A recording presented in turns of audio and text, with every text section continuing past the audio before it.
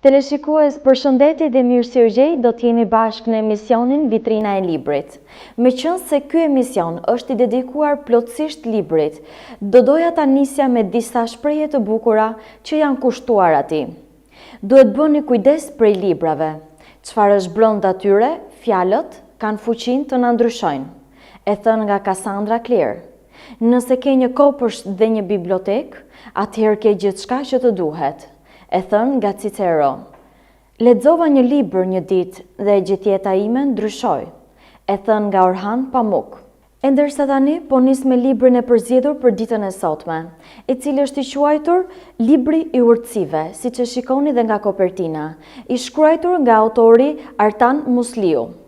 Një libër kryesisht që në vetvete ngërthen rreth 1000 fjalë, këshilla, udhëzime dhe mendime të ndryshme të 60 dietarëve dhe thirrësve mysliman.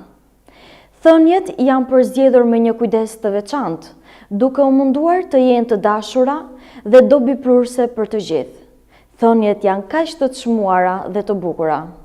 Autori në këtë libër ka shprehur dëshirën e tij për të kontribuar sadopak në rrugën e Allahut dhe të marrë nga trashëgimia e të dërguarit të tij të fundit. Ky libër është botuar në vitin 2018 nga zoti Bashkim Avdiu në qytetin e Prishtinës në shtëpinë botuese Sira.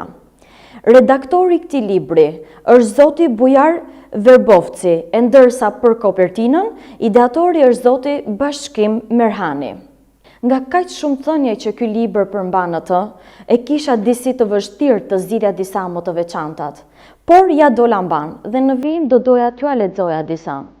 Vështrimi i gjërave përmes ndjenjave është shikim dritshkurtër, që tregon se jemi larguar nga të shikuarit e gjërave me qëllime madhore.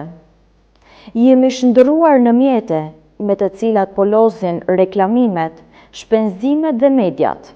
Humbja e kohës bëhet qëllimi i jetës, vetëm atëherë kur ti je i sëmur dhe lajmërohesh nga doktori se shërimi yt do të vi pas një jave të përdorimit të ilaçeve. Merren e urtësi nga gojdhënat e popullit, sepse populli është burimi i urtësisë së vërtetë, është shembulli më i mirë dhe shtylla kryesore e demokracisë, e cila nuk mund të denifohet ndryshe vetëm si populli dhe vullneti i tij sovran. Dije se çdo herë ka më shumë se një zgjidhje. Nëse më respekton, të respektoj. Por edhe nëse nuk më respekton, unë prap të respektoj, sepse unë paraqes veten time, e ndërsa ti tënden. Nëse nuk mund ta thuash të vërtetën, së paku mos i duar trokit gënjeshtrës. Me të vërtet pasuria është një rob i sinqert, por ajo di të jetë edhe zotëri keq. Është rob i yti nëse e shpenzon, por nëse e grumbullon dhe mërzitesh për të, atëherë do të ankohet për ty. Do të të sëmur sepse ti je rob i saj. Përse nuk e edukojmë veten tonë që të shikojmë anët pozitive tek njeriu? Dhe nëse ato janë të pakta, por nëse i ke, lavdrojmë ato me siguri se do të shtohen. Kur njeriu mësohet që ta përkur kokën ndaj të tjerëve, ai do të ketë shumë të vështirë ngritjen e saj. Mos lejo që zilia dhe smirat të ta prishin zemrën. A të ka ndodhur ndonjëherë që të përzihen e qara dhe e qeshura? Mua më ka ndodhur djen, kur po i përqafoja fëmijët pas mungesës sime për një kohë, ndërsa një lexues i Kuranit po lexonte fjalën e Allahut. Atë ditë kur do të ikë njeriu nga vllai, nga nëna dhe babai, nga shoqëria dhe fëmia. Nga dështimet përfitojmë urtësi, më shumë se sa nga triumfet, edhe përkundër asaj që shumë prej nesh besojnë, se gabimet vënë pa dobësitë e tyre, andaj edhe nuk janë në gjendje që t'i pranojnë ato.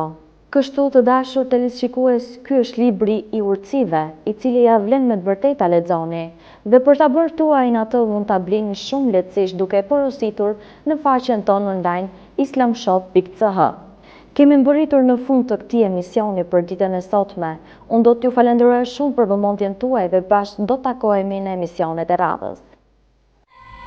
Libri i urtësive i autorit Artan Musliu, Mund ta bëni tuajin duke porositur atë në faqen online islamshop.ch ose nëpërmjet numrit të telefonit 00 41 79 46 95 036.